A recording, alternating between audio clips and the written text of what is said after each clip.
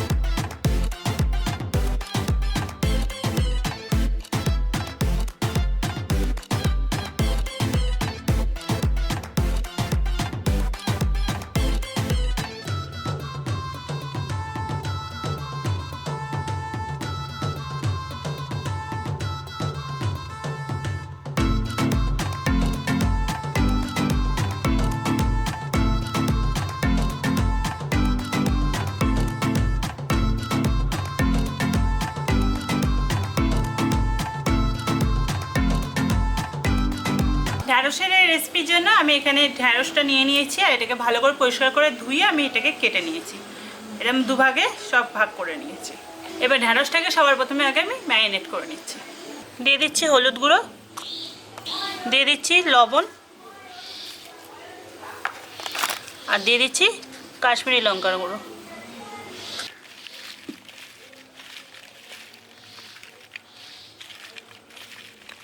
এখানে ঢ্যাঁড়সটাকে ভালো করে মশলাগুলোর সঙ্গে মাখিয়ে নিয়েছি। এবার গ্যাসটা জ্বেলে আমি কড়াইটা বসিয়ে দিচ্ছি।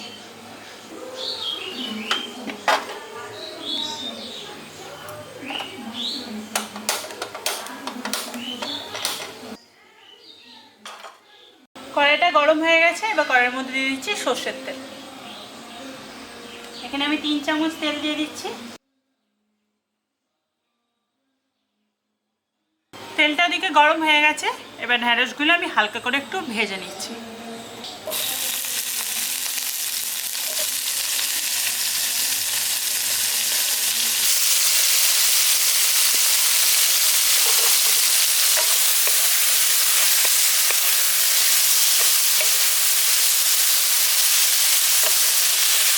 এবার আমি একটা মশলা রেডি করে নেবো। তার জন্য মিক্সারে জারে দিয়ে দিচ্ছি।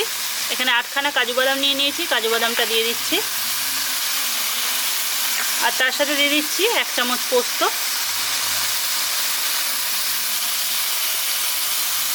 এবার এগুলো আগে শুকনো অবস্থায় গুঁড়িয়ে নিয়ে আমি অল্প জল দিয়ে বেটে নিয়ে চলে আসছি।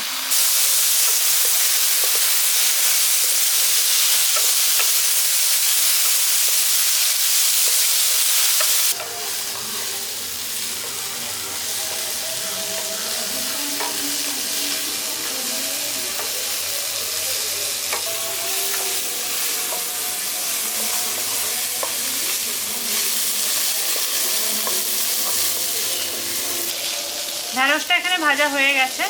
এবার ঢ্যাঁড়সগুলো তুলে নিচ্ছি।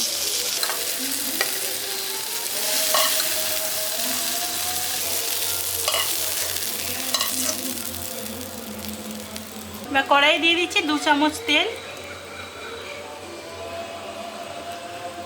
তেলটা গরম হয়ে গেলে এর মধ্যে দিয়ে দিচ্ছি হলুদ গুঁড়ো আর কাশ্মীরি লঙ্কার গুঁড়ো। হলুদ গুঁড়ো দিয়ে দিচ্ছি 4 চামচের 4 ভাগের 1 ভাগ।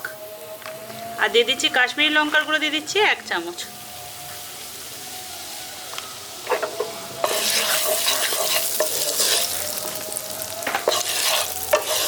এবার এখানে দিয়ে দিচ্ছি, এখানে আমি একটা টমেটো কুচিয়ে নিয়েছি, টমেটোটা দিয়ে দিচ্ছি।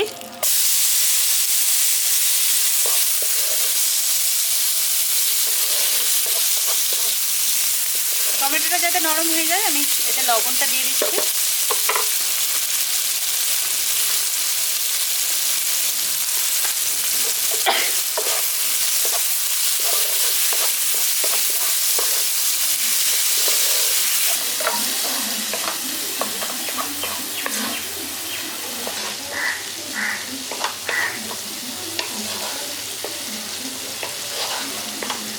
এখানে টমেটোটা নরম হয়ে গেছে।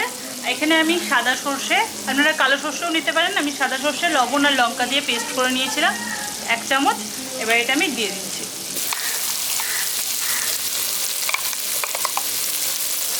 তো আর কাজু বাদাম বাটাটা আমি দিয়ে দিচ্ছি।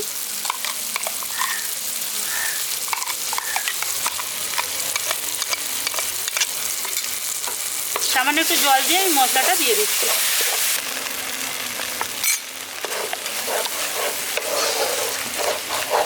এখানে মশলাগুলো দিয়ে দিয়েছি, এবার ভালো করে কষিয়ে নিচ্ছি।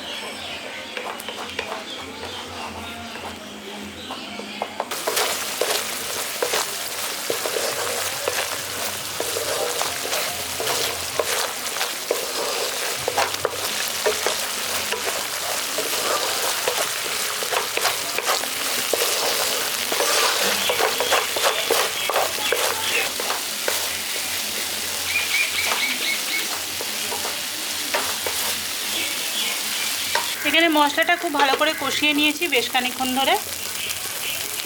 এবার এর মধ্যে আমি জল দিয়ে দিচ্ছি।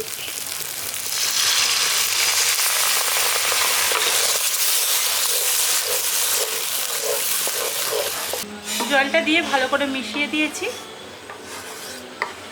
এখানে গ্রেভিটা ফুটে উঠেছে, এবার ভেজে রাখা ঢ্যাঁড়সগুলো দিয়ে দিচ্ছি। ঢ্যাঁড়সগুলো ভাজাই আছে, তাই বেশি জলটা আমি দিইনি। এখানে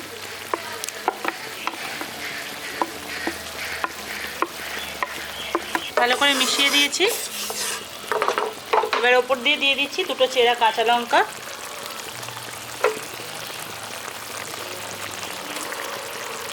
আর দিয়ে দিচ্ছি একটু পরিমাণ মতো চিনি।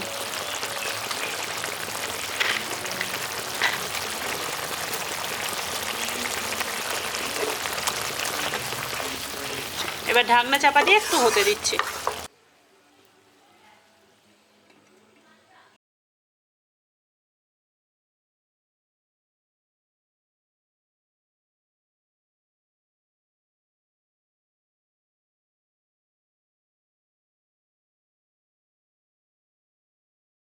3-4 মিনিট ঢাকনা চাপা দিয়ে ফুটিয়ে নিয়েছি।